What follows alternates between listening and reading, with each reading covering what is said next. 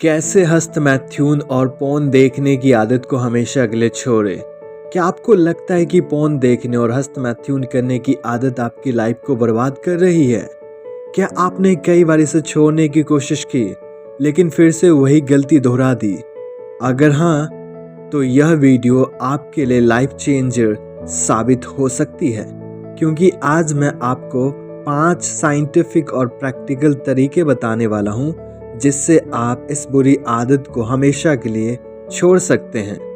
तो इस वीडियो को आखिरी तक जरूर देखिए, क्योंकि आखिरी पॉइंट आपकी पूरी सोच को बदल सकती है।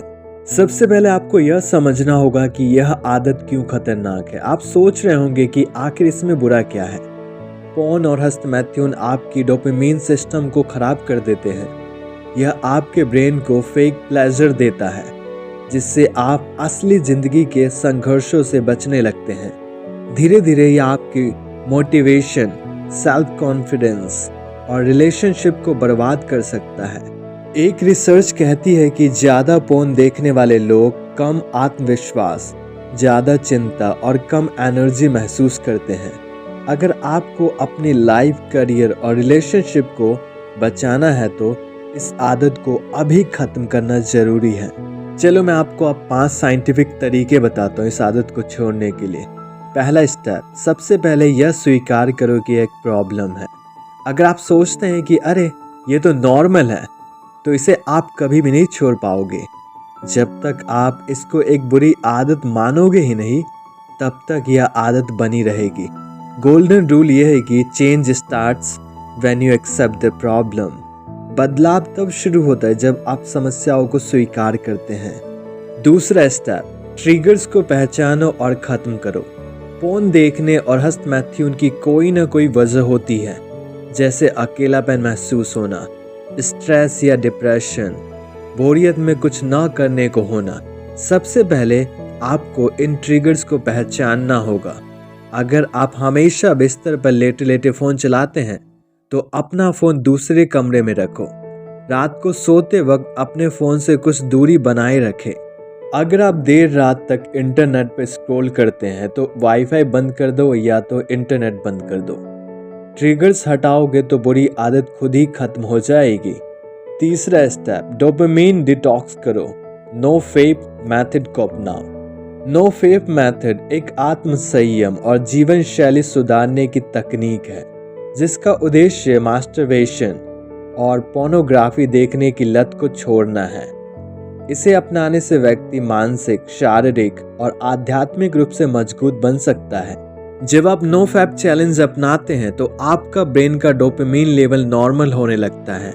इसके लिए आपको 7 दिन, फिर 21 दिन और फिर 90 दिन तक बिना पोर्न और हस्त मैथ्यून के रहना होगा।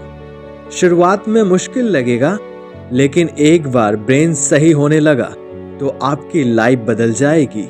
नो फेप का फायदा यह है कि यह आपकी एनर्जी को बचाता है, आपको आत्मविश्वास से भर देता है और आप जीवन में अधिक सफल होने लगते हैं। चौथा स्टेप, इस बुरी आदत को अच्छी आदत से रिप्लेस करो। अगर आपको पोर्न देखने का मन कर रहा है, तो तुरंत कुछ और करो, जैसे एक्सरसाइज करो, मेडिटेशन करो, कोई बुक पढ़ो। अपनी एनर्जी को क्रिएटिव कामों में लगाओ।